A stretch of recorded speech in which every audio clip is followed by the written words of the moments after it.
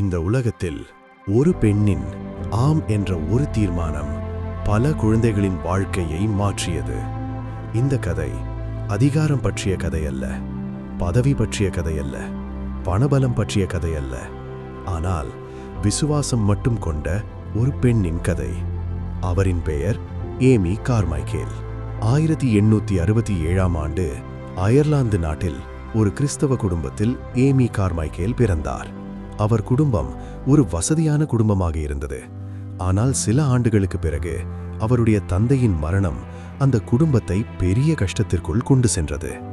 கஷ்டங்கள் வந்தாலும் ஏமியின் உள்ளத்தில் ஒரு விஷயம் மட்டும் மாறவே இல்லை: தேவன் மேலிருந்த அவளுடைய விசுவாசம்.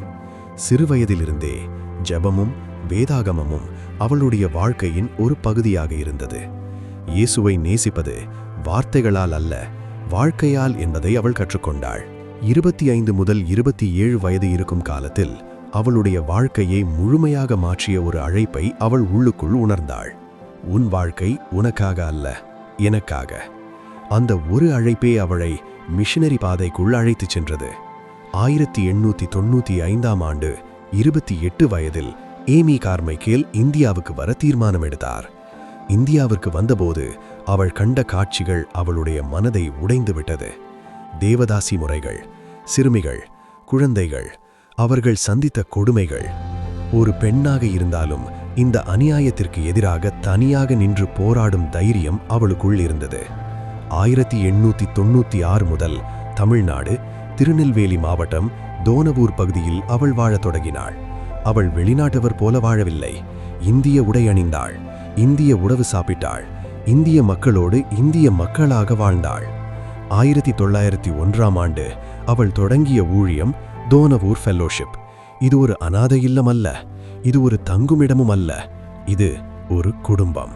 பல குழந்தைகள் கொடுமைகளிலிருந்து காப்பாற்றப்பட்டார்கள். அந்த குழந்தைகள் ஏமியை ஒரே ஒரு பெயரில் அழைத்தார்கள்: அம்மா. ஏனென்றால் அவளிடம் அன்பும் இருந்தது, பாதுகாப்பும் இருந்தது, புதிய வாழ்க்கையும் இருந்தது. ஏமியின் வாழ்க்கை எளிதானதல்ல. நரம்பு சம்பந்தமான நோய்கள், கடும் உடல் வலி, பலவீனம்.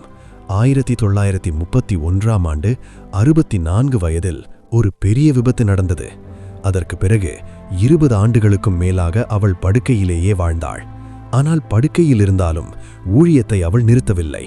35க்கும் மேற்பட்ட கிறிஸ்தவ புத்தகங்கள், எண்ணற்ற கடிதங்கள், ஜெபங்களும் தியானங்களும்.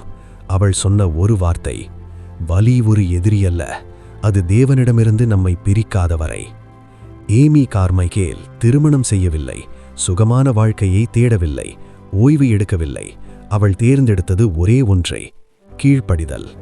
1951 ஜனவரி 18ஆம் தேதி 83 வயதில் ஏமி கார்மைக்கேல் இந்திய மண்ணிலேயே தேவனிடமாய் சென்றார். அவருடைய கடைசி ஆசை பெயரும் வேண்டாம், பட்டமும் வேண்டாம். அவருடைய கல்லறையில் எழுதப்பட்ட ஒரே வாசகம்: இயேசு கிறிஸ்துவின் கைதி. இந்த வீடியோ உங்களுடைய மனதை தொட்டிருந்தால் லைக் செய்யுங்கள், காமெண்ட் செய்யுங்கள், பகிருங்கள், சப்ஸ்கிரைப் செய்யுங்கள். அடுத்த விசுவாச சுவடுகள் வீடியோவில் உங்களை சந்திக்கிறேன்.